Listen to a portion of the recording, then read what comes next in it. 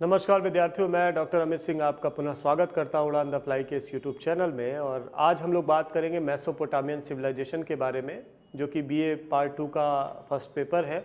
और पिछले लेक्चर में हम लोगों ने मेसोपोटामियन सिविलाइजेशन के ज्योग्राफिकल कंडीशन को देखने का प्रयास किया, भूगोलिक स्थिति को देखने का प्रयास किया, जिसमें मैंने बताया था कि मेसोपोटामिया वर्तमान में इराक में स्थित एक क्षेत्र है जिसको कि मेसोपोटामिया कहा गया। क्यों कहा गया, उसके पीछे का कारण ये था कि ये एक ऐसा क्षेत्र है जहाँ पर दजला और फरात नदी एक दोआबी अर्ध उर्वर क्षेत्र का निर्माण करती है, और उसी मध्य के भाग को हम मेसोपोटामिया के नाम से जानते हैं, और वर्तमान में ये इराक में है।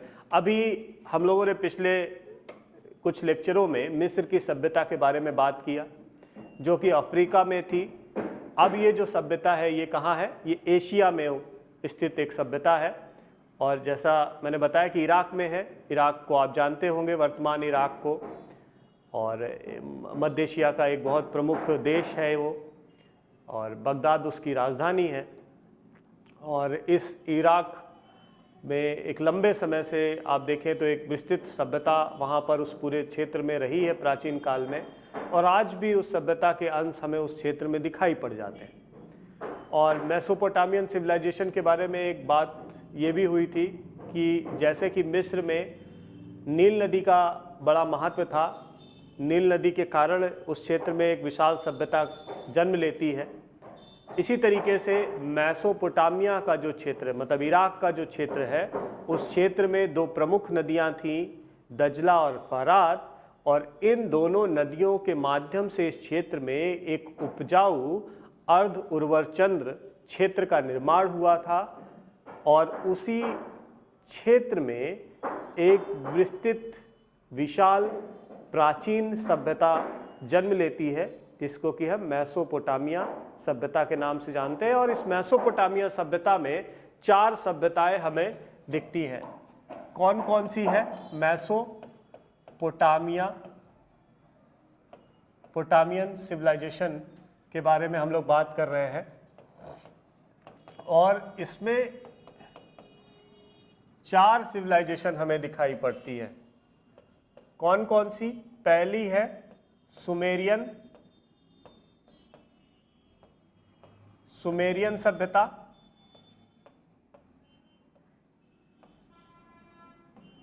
सुमेरियन। दूसरी बेबीलोनियन,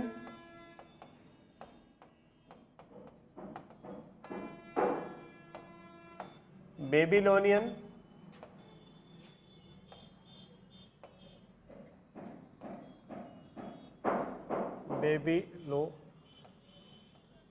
सिविलाइजेशन। इसके बाद तीसरी है अशीरियन,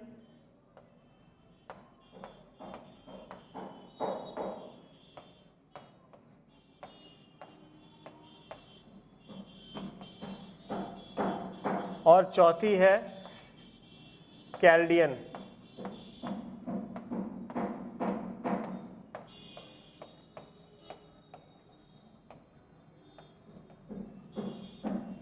तो ये 4 सिविलाइजेशन हमें मेसोपोटामियन सिविलाइजेशन के अंतर्गत दिखाई पड़ती है, और इन चारों सिविलाइजेशन के माध्यम से भी हमें मेसोपोटामिया की संपूर्ण जानकारी प्राप्त होती है।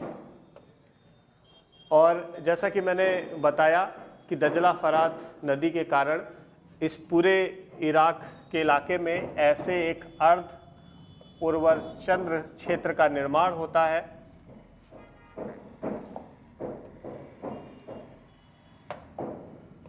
ऐसे।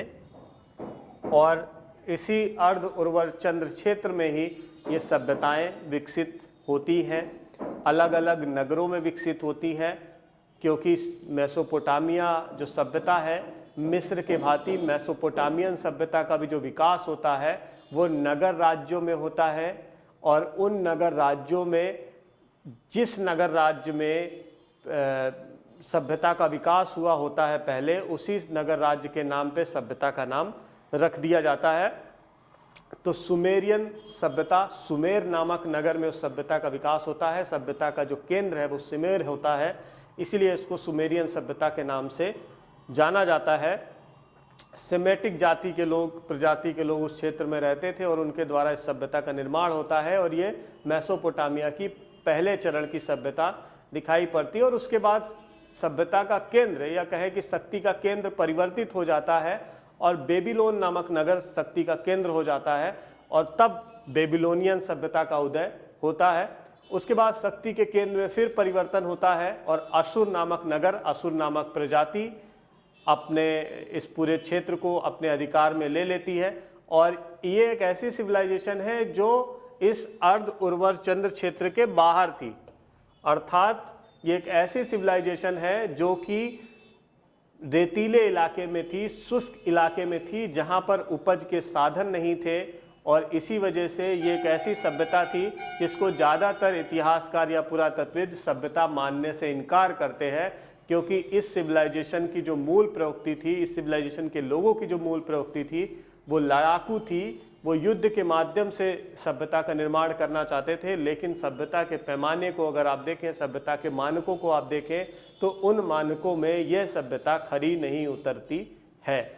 इसके बाद चौथी जो सिविलाइजेशन है वो कैल्डियन सिविलाइजेशन है। इसको हम न्यू बॉबिलोनियन सिविलाइजेशन भी कहते हैं।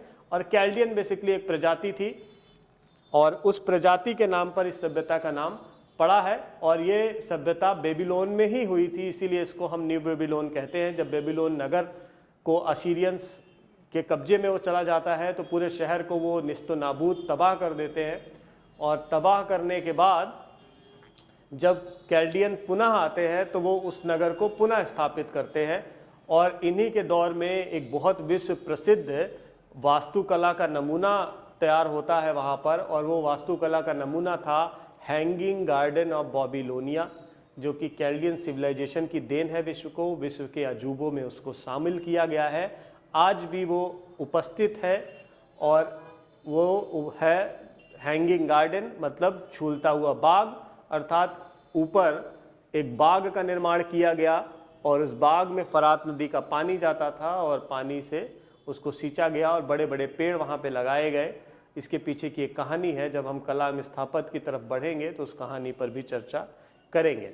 तो इस तरीके से ये जो चारों सभ्यताएं हैं ये मिल करके मेसोपोटामिया सभ्यता का निर्माण करती है। और इन्हीं चारों सभ्यताओं को हमें पढ़ना है और इन्हीं सभ्यताओं में प्राप्त जो तत्व हैं वही हमें मेसोपोटामिया सभ्यता के तत्वों के तौर पर दिखाई पड़ेंगे। अब प्रश्न उठता है कि ये जो सभ्यता है ये इसी क्षेत्र में क्यों हुई, किसी और क्षेत्र में क्यों नहीं हुई? तो इसका एक और प्रमाण है, वो ये कि एक ऐसा क्षेत्र है जो विश्व के सबसे प्रारंभिक उपजाऊ क्षेत्रों में से एक है। जाग्रोस पर्वत का इलाका, आर्मीनिया के पर्वतों का ये जो क्षेत्र है, यहीं पर नातुफितियन प्रजाति के लोग रहते थे, जो कि प्रारंभिक कृषक समुदाय के तौर पर दिखाई पड़ते हैं। ये वही क्षेत्र है जहाँ पर कृषि के प्राचीनतम साक्ष्य हमें दिखाई पड़ते हैं। और कृषि के प्राचीनतम साक्ष्यों का होने की वजह यह थी कि यहाँ पर वो सारी माकूल परिस्थितियाँ उत्पन्न थी जहाँ पर कृषि कार्य किया जाता था। फिर वही मैं बात बोलूँगा कि सभ्यता के निर्माण के पीछे भी कहीं ना कहीं वहीं की ग्रामीण आंचलिक जो संस्कृतियाँ थी वो बहुत महत्वपूर्ण भूमिका निभाती है। कृषि का कार्य होता है, अधिशेष उत्पादन होता है, लेन देन की प्रक्रिया बढ़ती है और आगे चल कर के एक सभ्यता के रूप में वो दिखाई पड़ने लगता है। और ऐसा ही कुछ मेसोपोटामिया के साथ भी मेरे जो ये तथ्य है इस बात को स्पष्ट करने में स्पष्ट करेंगे कि कैसे ये जो है एक सभ्यता के तौर पर आया। तो वही बात है कि वहाँ पर ये सारी माकूल परिस्थितियाँ डेवलप हो गई और आगे चल के एक सभ्यता यहाँ पर बन गई। अब प्रश्न उठता है कि इसके साक्ष्य कैसे मिले, कैसे जानकारी हुई? तो जैसे कि हम ज़्यादातर इतिहास के संदर्भ में बात करते हैं कि बिना स्रोतों के इतिहास होता नहीं है, तो कौन कौन से ऐसे स्रोत हैं जहाँ से इस नगर, इस क्षेत्र की जानकारी, क्योंकि स्रोतों के संदर्भ में अगर हम बात करें तो साहित्यिक स्रोत और पुरातात्विक स्रोत और विदेशी यात्रियों के विवरण बहुत महत्वपूर्ण भूमिका निभाते हैं कहीं के भी इतिहास की जानकारी के लिए।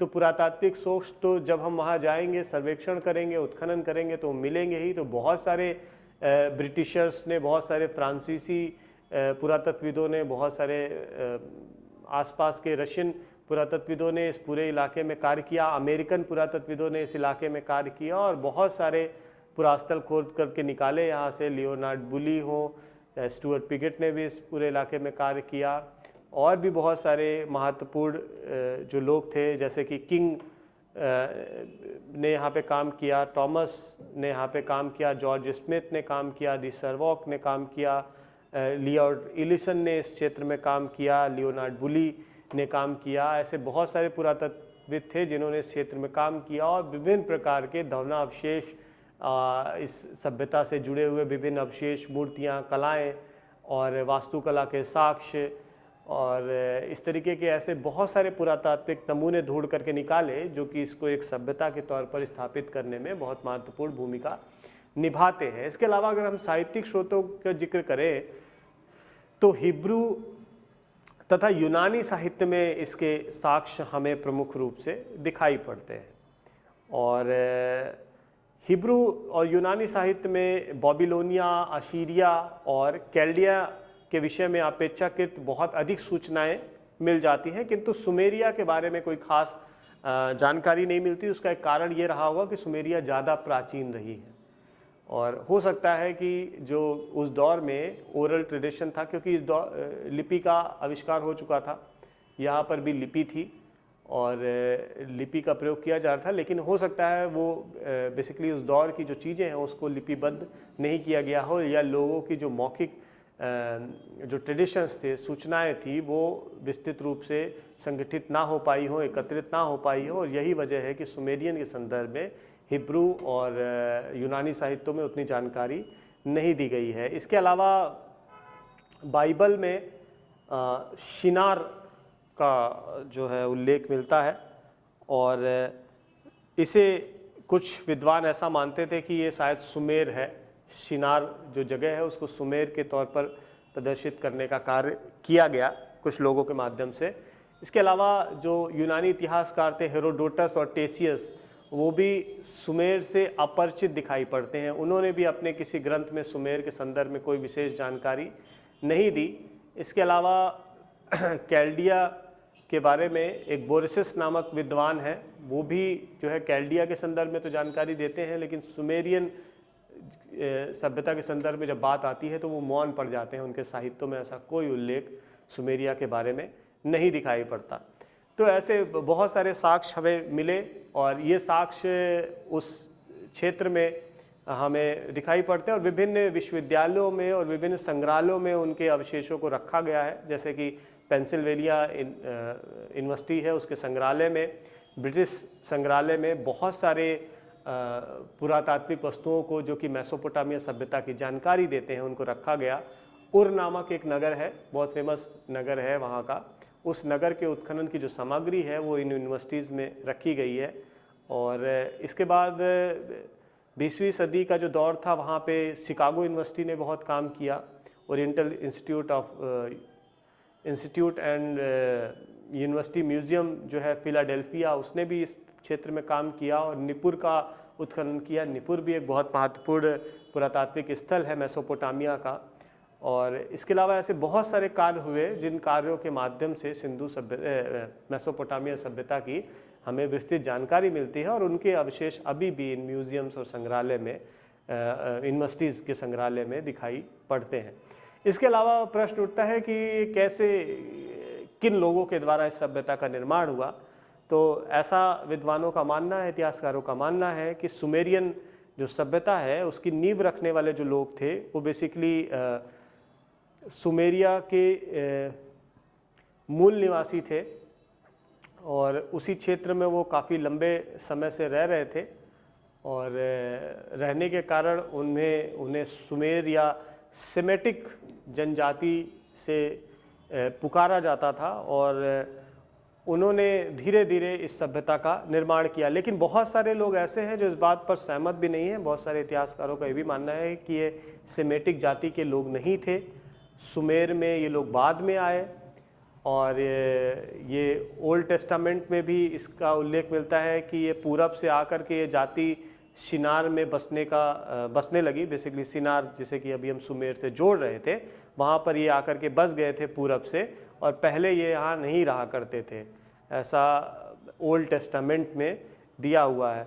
इसके अलावा ये मानना है कि बहुत सारे इतिहासकारों की ऐसी संभावना भी है कि ये लोग मध्य एशिया के काकेकस और अर्मीनिया के पर्वत श्रृंखलाओं में रहते थे और वहाँ से उतर कर फिर मैदानी क्षेत्रों में आते हैं और वहाँ पर आने के बाद ये सुमेरियन नगर में रहने लगते हैं और वहाँ पर रह करके सुमेरियन सभ्यता के निर्माण में महत्वपूर्ण भूमिका निभाते हैं। तो एक तरीके से पर्वतीय लोग थे और यही कारण है कि ये पर्वतों की पूजा करते थे। देवताओं को उनका जो एक विशेष मंदिर बनता था जिसे जिगरुत कहा जाता है, वो पर्वतों पे बनाया जाता था, ऊंचे क्षेत्रों में बनाया जाता था और यही वजह है कि वो पर्वत की जो अपने रिचुअल्स थे, परंपराएं थी, उनको लेकर के इस मैदानी क्षेत्र में आ जाते हैं।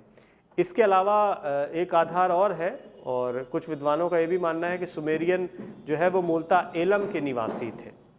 एलम एक नगरीय क्षेत्र था, पर्वतीय क्षेत्र था जहाँ पे जंगल बहुत थे और ओल्ड टेस्टामेंट में भी इस परंपरा में विश्वास जताया गया है और उसमें भी विद्वानों का ये विचार है उससे संबंधित कि सुमेरियन का आगमन पूर्व से हुआ था और वो भारतीय द्रविड़ जाति से संबंधित थे। कुछ जगह पर ऐसा भी उल्लेख मिलता है, किंतु स्पष्ट और सुसंगत साक्ष्यों के अभाव में इस मत को पूरी तरीके से स्वीकार नहीं किया गया। इसमें कठिनाई भी है कि वो द्रविड़ प्रजाति से संबंधित दिखाई पड़ते हैं।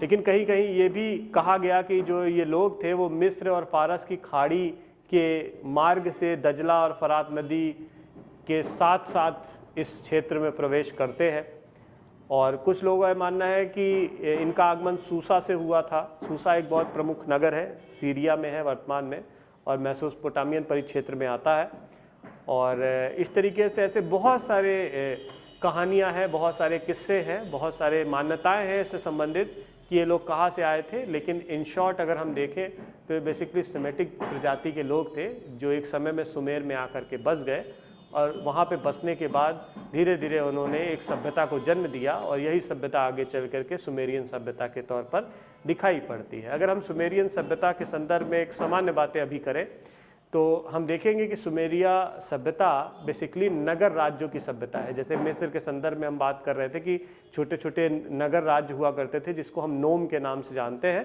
तो यहाँ पर भी छोटे छोटे नगर राज्य हुआ करते थे और इन्हीं नगर राज्यों को संगठित करके आगे चल करके एक विशाल सभ्यता को जन्म दिया गया और यहाँ पर भी वही केंद्रीकृत और प्रांतीय सरकारें हुआ करती थी, मतलब गणतंत्रात्मक व्यवस्था यहाँ पर दिखाई पड़ती है और राजतंत्रात्मक गणतंत्रात्मक व्यवस्था यहाँ पर दिखाई पड़ती है, दोनों कहीं कहीं पे दिखती है और उसके माध्यम से फिर ये चलती है। तो बहुत सारे ऐसे नगर थे छोटे छोटे, कौन कौन से, जैसे कि इरुडू एक नगर था, उर एक नगर था, इरुडू एक नगर था, ठीक है, लगस एक नगर राज्य था, सुमेर एक नगर राज्य था, बेबीलोनिया एक नगर राज्य था, बेबीलोनिया एक नगर राज्य था, एलम एक नगर राज्य था, ठीक है। इसके अलावा अगर हम देखें तो निपुर एक नगर राज्य था, ईर्ष्यन एक नगर राज्य था, लारसा एक नगर राज्य था। तो ऐसे बहुत सारे नगर राज्य हमें इस मेसोपोटामियन सिविलाइजेशन के अंतर्गत दिखाई पड़ते हैं और इन्हीं नगर राज्यों का जो एक सम्मिलित रूप था वो हमें सुमेरियन सभ्यता के तौर पर दिखाई पड़ता है। केंद्र सुमेरिया था, इसीलिए सुमेरियन सभ्यता हो गई और जब इसका केंद्र बदल जाता है, सत्ता का स्थानांतरण हो जाता है, सत्ता में परिवर्तन हो जाता है, तो वो धीरे धीरे जैसे ही सत्ता में परिवर्तन, सत्ता के केंद्र में परिवर्तन होता है, वैसे ही सभ्यता बदल जाती है। तो आज के इस लेक्चर में हम लोगों ने मेसोपोटामियन सिविलाइजेशन की एक जनरल जानकारी ली कि कैसे मेसोपोटामियन सिविलाइजेशन आई, कौन कौन से प्रमुख सिविलाइजेशन है मेसोपोटामिया के अंतर्गत।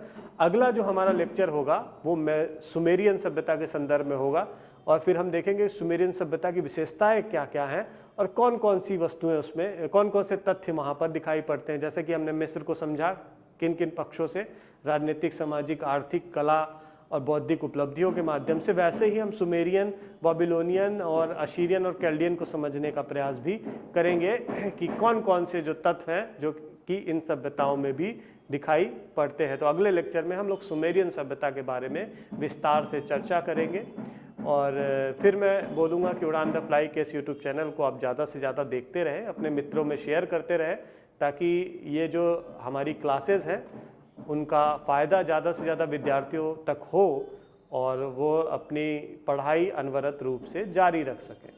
तो आज के लिए बस इतना ही, बहुत जल्दी हम लोग पुनः मिलेंगे अगले टॉपिक में। धन्यवाद।